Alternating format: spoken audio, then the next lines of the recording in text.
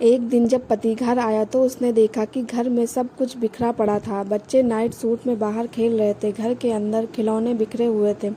Dining table पर खाना खुला पड़ा था। कपड़े सोफा पर और कुर्सियों पर लटके हुए थे। गीला तौलिया बेड पर पड़ा था जिसे पति ने नहाने के बाद वहीं छोड़ दिया था।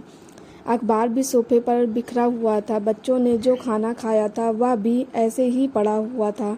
रसोई में गंदे बर्तनों से सिंक भरा हुआ था। रात का खाना भी तैयार नहीं था और बाथरूम तो बेहद गंदा था। वह सब देखकर पति हैरान और परेशान हो गया। उसे लगा कि शायद पत्नी बहुत बीमार है। जब वह पत्नी के पास गया तो उसने देखा कि पत्नी आराम से बैठकर किताब पढ़ रही है। यह देखकर पति को बहुत गुस्सा आया। उसने चिल्लाकर कहा, घर का क्या हाल बना रखा है और तुम यहाँ आराम से किताब पढ़ रही हो। पत्नी ने मुस्कुराते हुए उसकी ओर देखा और बोली, आ गए, आज का दिन कैसा रहा। पति का गुस्सा और बढ़ गया। वह चिल्लाकर बोला, मेरी छोड़ो, यह बताओ घर का ये हाल क्यों है।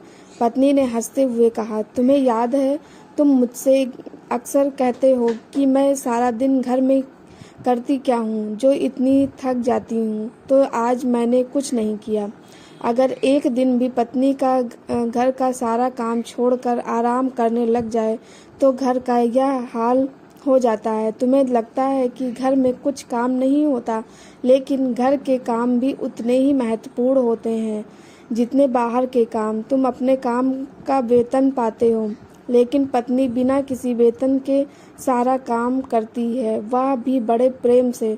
संडे की छुट्टी तो तुम और बच्चे खुशी से मनाते हो, लेकिन पत्नी को तो उस दिन भी छुट्टी नहीं मिलती। फिर भी पतियों के मन में यह सवाल आता है कि पत्नी आखिर घर में करती क्या है सारा दिन। इसलिए पत्नी के कामों की भी इज्जत करनी चाहिए। दोस्तों, आप लोग को ये कहानी कैसी लगी कमेंट करके ज़रूर बताना। हमारे चैनल पर नए हैं तो चैनल को सब्सक्राइब करना। धन्यवाद।